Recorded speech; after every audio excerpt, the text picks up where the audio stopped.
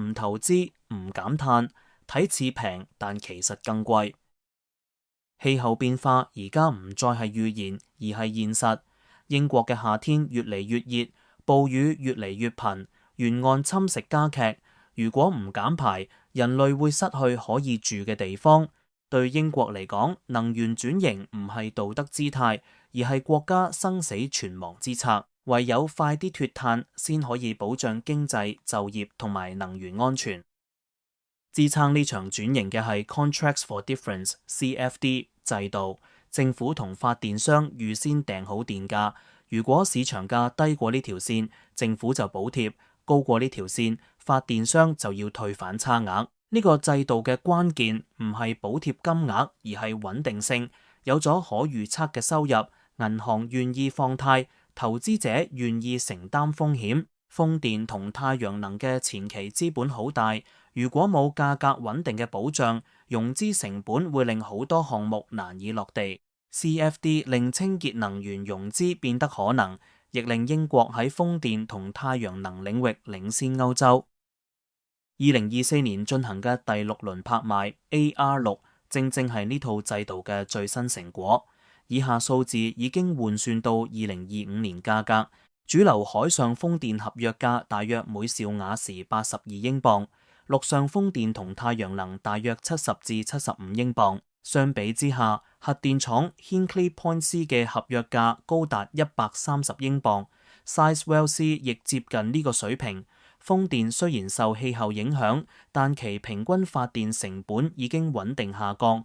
核電供應穩定，但好貴，而且合約期長達35年。風險最終由納稅人承擔。AR6亦包括2項成本高昂嘅新技術，浮式海上風電大約每兆瓦時195英鎊，水流發電大約240英鎊。呢啲項目嘅裝機容量極小，對整體電價影響微乎其微。佢哋嘅價值喺於示範同技術成熟。浮式風電可以開拓深海風場。水流發電具可預測同穩定特性，政府承擔高成本係為咗讓新技術跨過死亡谷，邁向規模化，重演當年固定底風電由昂貴走向普及嘅軌跡。與此同時，天然氣電廠仍然係系統後盾，現有氣輪電廠嘅成本大約每兆瓦時70至90英鎊，因為設備折舊已經好耐。但如果新建複循環氣輪機 CCGT， 成本就會升到110至120英鎊。呢個差距意味住舊電廠報廢後，如果想保持供應，就要以更高造價重建。部分政客因此主張英國應該繼續依賴 CCGT， 唔使再投資電網升級，借此壓低電價。睇似務實，但其實短視。現有氣電遲早會報廢，如果唔升級電網，擴充可再生能源，屆時唯有再建更多 CCGT 去填補容量缺口，結果就係投資更大，成本更高。屆時每兆瓦時嘅長期平均成本會遠超現有嘅風電、太陽能同電網升級開支。倚重化石燃料嘅路，表面省錢，實際上係延遲付賬。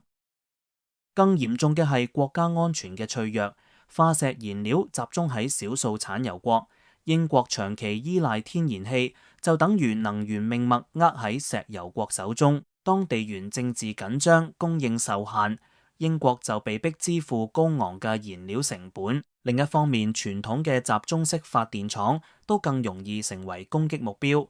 俄烏戰爭以來，多國電力設施被炸毀，電網癱瘓，凸顯分散式能源系統嘅韌性同必要。建立更靈活嘅電網，唔只係經濟考量，更係防禦策略。如果英國未能持續減排，仲會面臨貿易後果。歐盟即將全面實施碳邊界調整機制 CBAM， 對輸入產品徵收碳稅。英國如果仍然以高碳電力生產，出口到歐盟嘅商品會被課稅。唔單止失去價格競爭力，仲要承擔繁重嘅排放申報同審核程序。理想嘅結果係英國同歐盟達成協議，互認碳定價制度，令英國產品免受碳稅同行政成本嘅雙重負擔。呢個都係減排嘅經濟動力，唔脫碳就會失去市場。第七輪拍賣 AR7 已經喺2025年8月啟動，預期喺2026年初公佈結果。政府計劃將合約期由15年延長至20年，並放寬海上風電嘅規劃許可門檻，目標係喺2030年前部署超過40吉瓦海上風電。呢場競賽唔只係技術同資金嘅較量，更係國家長遠方向嘅抉擇。英國嘅能源政策真正嘅問題，從來唔係邊一度電最便宜，而係邊條路最能保證未來。持續投資電網同可再生能源係避免高價重建氣電嘅唯一途徑。CFD 為呢條路提供咗制度穩定。AR6 已經證明佢可行。AR7 將決定英國是否願意走得更遠。如果你鍾意呢條影片，請按讚同訂閱胡思洞明頻道。下次再見。